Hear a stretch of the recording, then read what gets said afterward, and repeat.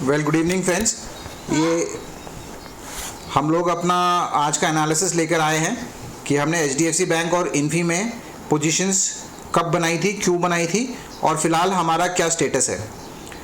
अगर हम देखें, HDFC बैंक काफ़ी लंबे टाइम से एक जोन में, पिछले 1 महीने से एक जोन में ट्रेड कर रहा था और हमने, अगर हम इसके छोटे टाइम फ्रेम में जाएं तो हमने अलग अलग रेजिस्टेंस और सपोर्ट मार्क कर रखे थे और जैसे ही ये रेजिस्टेंस और सपोर्ट ब्रेक कर रहा था तो हम इसमें एंट्री बना रहे थे अपने फर्दर कोर्स ऑफ एक्शन के लिए। अब HDFC बैंक में हमने 7th को एंट्री ली थी जब इसने अपना डे ओपनिंग ब्रीच करा था और हम वेट कर रहे थे कि ये 1632 के पास अपना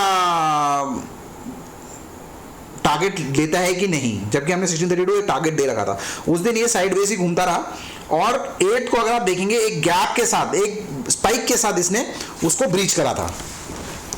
हम लोग इसमें पोजीशन बना के रखे थे 8 तारीख को और आप देखिए कितने इनिशियल स्पाइक के बाद इसने रिट्रेस करा और इसके बाद ऊपर की तरफ तोड़ते हुए निकल गया। जैसे ही इसने 1632 ब्रीच करा, हमने कहा था कि इसका अगला पोटेंशियल टारगेट जो है वो है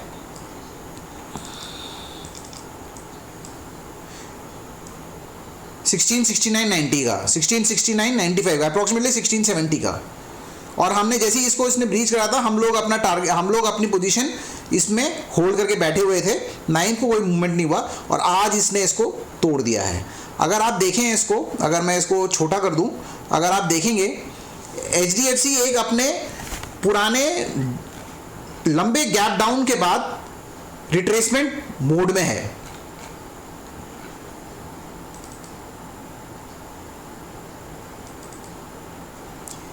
ये जो बड़ा सा एरिया है जो कि सर्कल से ओवल शेप से मार्क करा हुआ है, ये दिखा रहा है इसका कितना गैप डाउन ओपनिंग हुई थी सारी की सारी। तो यहाँ पे कोई पोटेंशियल रेजिस्टेंस या सपोर्ट नज़र नहीं आ रहा है। तो जैसे ही इसने अपना सबसे क्लोजेस्ट सपोर्ट तोड़ा है यहाँ से लेकर यहाँ तक, जहाँ तक मेरे को अंदाज़ा है शायद ये अपने लंबे जंप्स के साथ अगले 1 हफ्ते के अंदर पहुँच जाए 1800 का टारगेट। इसमें काफ़ी सारे हमारे सब्सक्राइबर्स हैं जिन्होंने 1633 की बाइंग प्राइस में लेके इसको होल्ड करा हुआ है। हमने अभी उनको होल्ड की ही सलाह दी है और कहा है कि इसको कंटिन्यू रखें होल्ड करने के लिए जब तक ये एक रिवर्सल का ये सिग्नल नहीं देता है। उसी तरह इन्फी का भी था।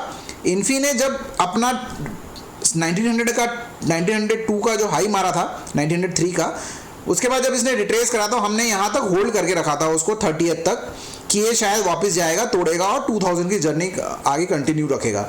लेकिन इसने अगले दिन क्या करा, 31st को ऊपर गया, फिर वहाँ से नीचे की तरफ आने लगा। तो यहाँ हमको कंफर्म हो गया था समवेयर हियर कि इसने अपना ट्रेंड रिवर्सल दे दिया है। बट दैट ट्रेंड रिवर्सल कितना स्ट्रॉन्ग था वो पता नहीं था, क्योंकि हम लोग ने उसके बाद उसका जो अगला टारगेट रखा था वो ये था कि अगर ये 1860 को ब्रीच करता है तो इसकी फर्दर जो जर्नी होगी वो कंटिन्यू रहेगी और वो 1811 के आसपास जाएगा। तो आप देखिए जैसे ही इसने, हमने यहाँ पे जब नेगेटिव सेंटिमेंट्स में हमने अपने स्टॉक्स एग्जिट करे थे, ये नीचे आया।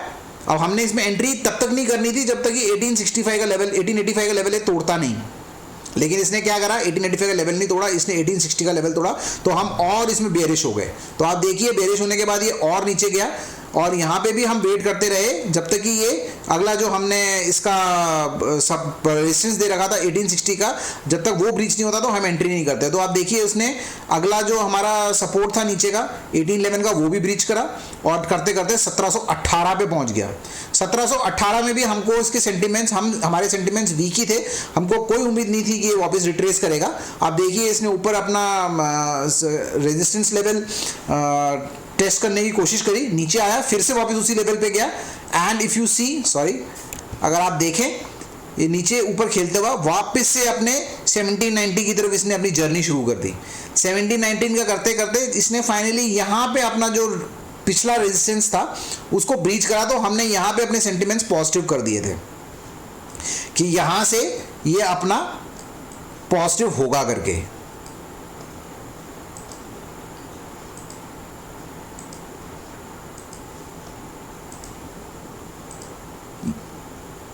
ये जो शेडी एरिया है अगर आप देखें, ये जो शेडी एरिया है ब्लू से, यहाँ हमको कंफर्म हो गया था कि ये अपना सेंटिमेंट्स पॉजिटिव कर दिया है और ये अपना अगर डे हाई तोड़ता है तो अगला टारगेट 1798 की तरफ जाएगा। तो जैसे ही इसने अपना डे हाई 1780 तोड़ा, आप देखिए सीधा ये 1800 पे पहुंच गया है और 1800 के बाद इसका अगला टारगेट जो है 1860 का है। 1860 के बाद 1885, उसके बाद 1903 और उसके बाद हमने एक कॉल ले रखा है आगे की जर्नी का 2000 का, जो हम उसको अपडेट लेते रहेंगे। अगर ये बीच में कहीं एक नेगेटिव सेंटिमेंट दिखाता है या चेंज ऑफ ट्रेंड का इशारा करता है तो अपना प्रॉफिट बुक करके अपना ट्रेड रिवर्स करेंगे। We will wait and watch that movement that will be shown by Infi and HDFC tomorrow and we'll take a call thereafter। इसका एनालिसिस हम कल शाम को एक और बार लेंगे। Thank you.